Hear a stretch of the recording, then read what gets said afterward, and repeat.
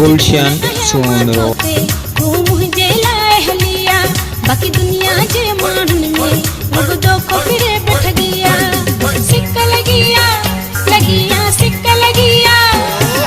सिक्का लगिया ओ सुहना सिक्का लगिया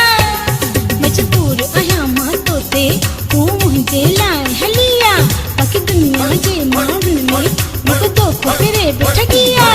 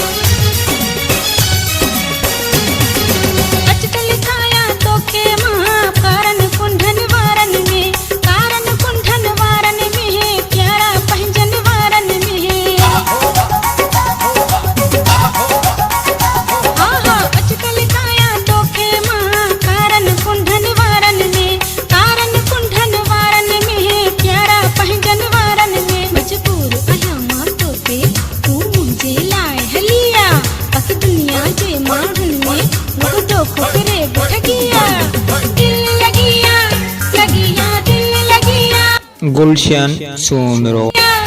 तो सा दिल लगिया मजबूर आया मां तोते तू मुझे लाए हलिया बाकी दुनिया जे मानन में मुझ दो को फिरे बैठ गया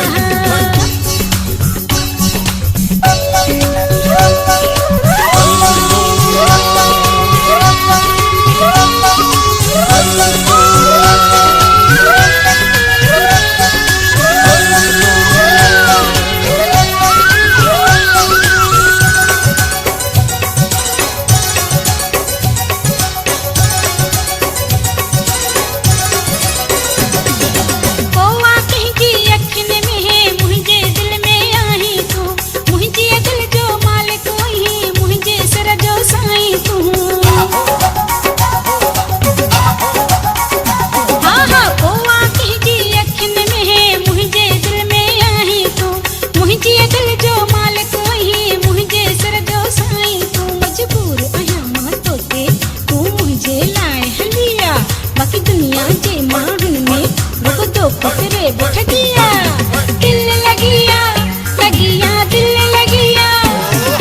दिल लगिया ओ तो सा दिल लगिया मजबूर आया मां तोते तू मुझे लाए हलिया बाकी दुनिया जे मानन में रुक दो फिरे बैठ गया